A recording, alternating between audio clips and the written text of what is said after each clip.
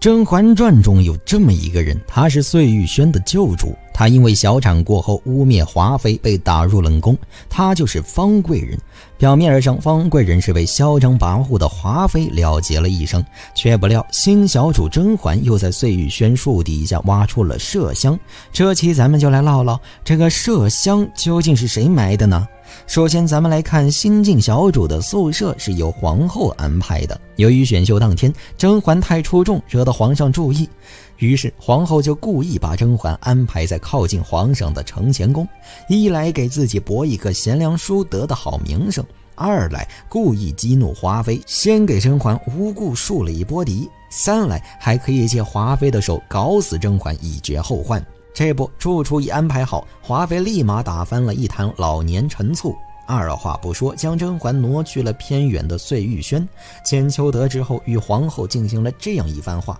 婉常在是皇上中意的人，既然那个地方很冷僻，就送些桂花过去，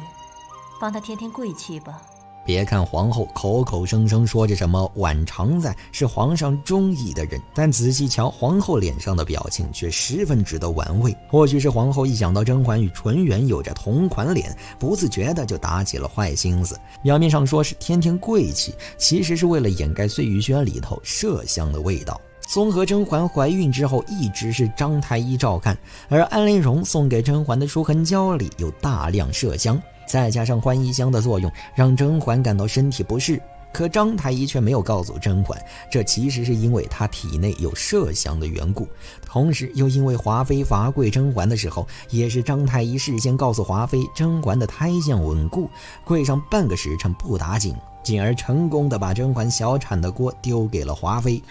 娘娘，娘娘，那地上好像有血。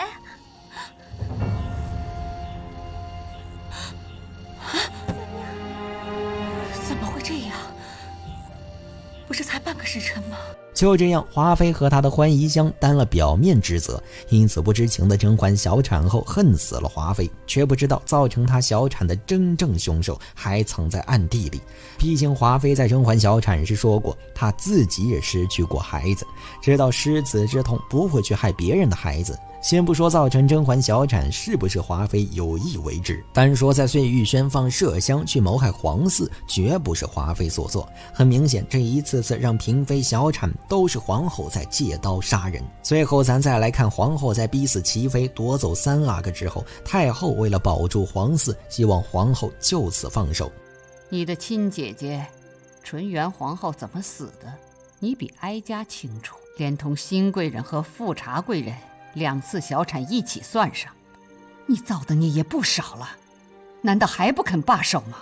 可见太后心知肚明，由皇后动手的只有3人，但是咱别忘了，皇后可是借刀杀人的高手，很会挑拨离间，制造矛盾来掩盖事实，并且皇后宫里只放新鲜瓜果，从来不用香料，目的就是为了防止有人偷偷将麝香混入。除此之外，皇后懂医学，平时也善用麝香防人害人，而华妃却从来没有主动使用过麝香去害人，就连自己所用的欢宜香含有麝香都不知道。可见方贵人小产和甄嬛小产一样，说到底不过皇后再一次借刀杀人罢了。纵观全剧，后宫嫔妃能令华妃生气的无非3点：和她抢吃的，和她抢化妆品，和她抢恩宠。一直以来，华妃只喜欢和后宫嫔妃争风吃醋，见到方贵人承宠怀孕，少不得和她过不去，所以也就导致了方贵人最后和甄嬛一样，形成了华妃害的方贵人小产的表象。但说到底，方贵人小产和碎玉轩的麝香脱不了关系。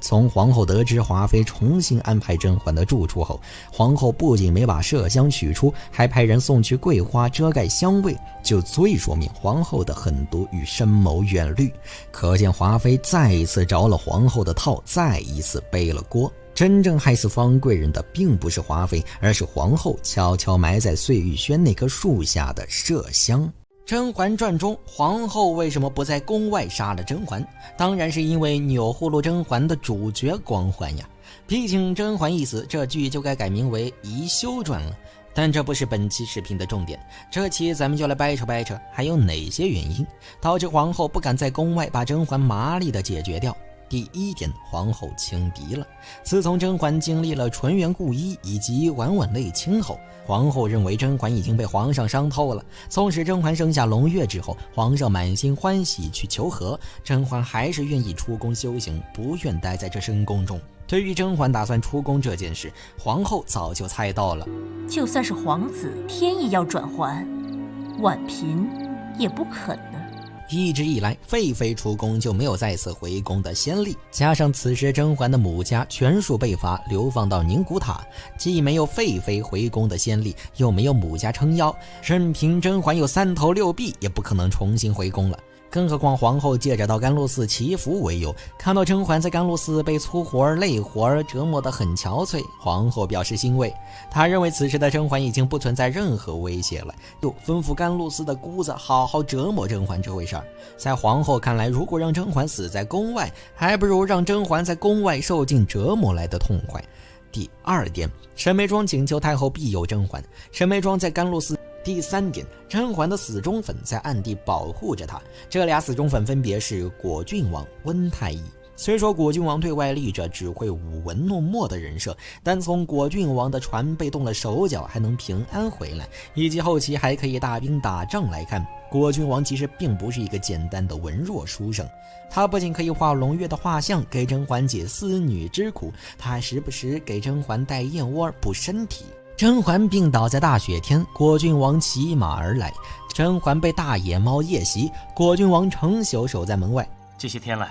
你都到2更天才睡，难怪脸色这样憔悴。你都在这儿，我只想等你睡了再走。有这么一个24小时贴身保镖，皇后就是想派人动手都无从下手。除此之外，温太医这个连3婚都轮不到的男人，也时不时去甘露寺给甄嬛送补药。虽然说温太医在宫里无权无势，人微言轻，但温太医的医术那是有目共睹的。当初妙蛙种子派花穗在甄嬛的药里动手脚，温太医一根银针扎下去就找到了问题。有人在我的药里面加重了本来分量较轻的药，若按此药量长期的服用下去，小主刚开始会神思倦怠、常瞌睡，不出半年便会神志失常、行动迟怠。这种细碎琢磨人的手段，温太医都能察觉，可见温太医不仅医术高超，还十分细心。因此，食物中毒或者是药被人动了这种事情，在甄嬛身上发生的可能性不大。就算发生了，那也是能被温太医给解决的。毕竟甄嬛病倒在大雪天的时候，温太医一收到消息，即使冒着大雪也要赶来。不管多大的风多大的雪，温太医来到清凉台，歇都不歇，当场诊断开药。而甄嬛也在吃了温太医开的药后满血复活。是好多了，是好多了。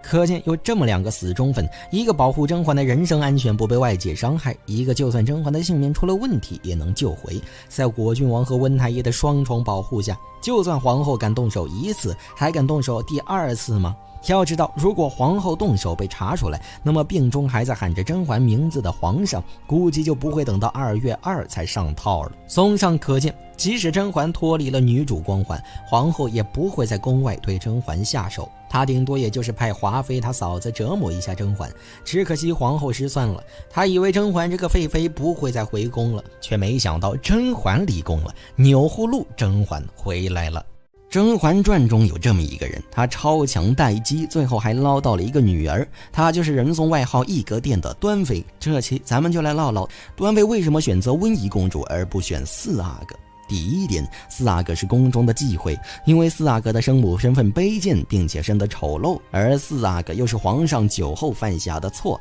四阿哥的生母生下他之后就被打发到了行宫，四阿哥更是直接被丢到了圆明园，由下人养着，所以皇上不允许任何人提这档事儿，因此四阿哥的身世成了宫中的忌讳。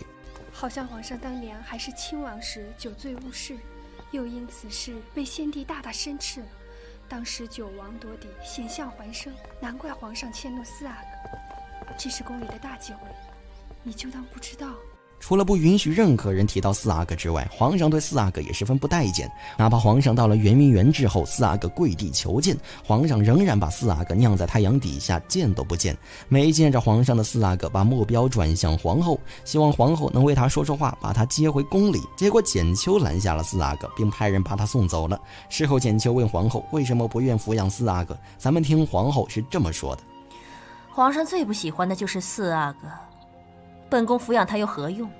算了吧。可见皇上不待见四阿哥的程度之深，连皇后都忌讳四阿哥的身世，生怕受到牵连，就别说常年卧病在床的端妃了。而温宜公主虽然是女儿人，却十分受宠，常言道母凭子贵，因为曹贵人是温宜公主的生母，所以哪怕皇上不喜欢曹贵人，也会在看温宜公主的时候多看两眼曹贵人。虽然端妃常年卧病在床，没有社交，但端妃对皇上喜爱温宜公主这一点了解透彻。曹贵人的这个孩子呀，本来是生不下来的，她怀的不是时候，生产的时候又是难产，胎位不正，险些搭上了一条命。可是皇上对这个孩子非常的怜爱，一个是不受待见的阿哥，一个是备受宠爱的公主。端妃十分清楚他们能给自己带来什么，所以四阿哥从来都不在端妃的备选中。如果说四阿哥是没有额娘的野孩子，那么温宜公主就是人人都想抢的香饽饽。第二点，端妃清楚皇上疑心深重。自从端妃在王府给华妃端了一碗安胎药，导致华妃失去孩子的同时，端妃也被华妃灌了一碗红花，从此失去生育能力。端妃清楚皇上忌惮她和华妃的军方背景，只要他们的背景不倒，那么他们就不可能有自己的孩子。因此如果端妃执意要领养四阿哥，就相当于在挑战皇上的权威。疑心深重的皇上会猜忌武将出身的端妃为什么要领养四阿哥，他这么做是不是内外勾结扶持四阿哥？可见只要端妃领养了四阿哥，皇上就一定会悄悄动手除掉端妃。所以端妃唯一的希望就是选择一位公主，这样既不会给皇上造成威胁，又能让自己在深宫中有个依靠。因此端妃把目标放到了温宜公主身上。第三点，曹贵人下线，温宜公主无人照顾。剧中端妃正式登场是在温宜公主周岁宴上，往期分析过端妃设计抢温宜公主的抚养权，感兴趣的朋友可以动动发财的小手往前翻翻，不管是深度解读还是过度解读，总之从不社交的端妃出现在宴会上不简单。对于这场社交，端妃抱有两个目的，其一，看看甄嬛能不能成为扳倒华妃的盟友，其二，打造一个她很喜欢温宜公主的人设。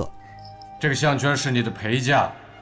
温宜还是个小孩子，怎能送她这么贵重的东西？听听皇上的重点词儿，陪嫁品。别看端妃送给温宜公主的只是一个项圈，在古代陪嫁品这种东西是要留给女儿的。端妃此举很明显，她要给众人留下一个她很喜欢温宜公主的印象。只有这样，等到曹贵人下线，温宜公主无人照顾，众人想到最合适的养母人选，少不了端妃。后来华妃倒台，曹贵人不断地挑战皇上的底线。皇上和太后商量曹贵人的去留时，果不其然，太后在抚养温宜公主这件事上立马想到了端妃。宫里头没有孩子的女人多了，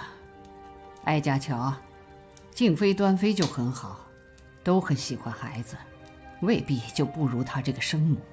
虽然太后给出了端妃、静妃两个人选，但是永远不记得安陵容，却记得陪嫁品的皇上。会想到端妃曾经把自己的陪嫁品送给温宜公主，加上端妃的盟友甄嬛还给皇上吹枕边风，而端妃的身子骨又在华妃下线后逐渐好转，完全有能力照顾温宜公主。如果把温宜公主交给端妃，既能让她好好成长，又不会威胁到皇上的地位，同时还能弥补皇上对端妃多年以来的愧疚，何乐而不为呢？因此端妃顺利地抚养了温宜公主。综上可见，成天病殃殃的端妃实际上计谋过人，因为她看皇上看得十分透彻，所以她不会轻易提出她要抚养四阿哥，而是设计借助甄嬛的手除掉华妃，除掉曹贵人，最后再借甄嬛让皇上主动把温宜公主交给她。不得不说，这个超强待机的懿格殿娘娘实在牛。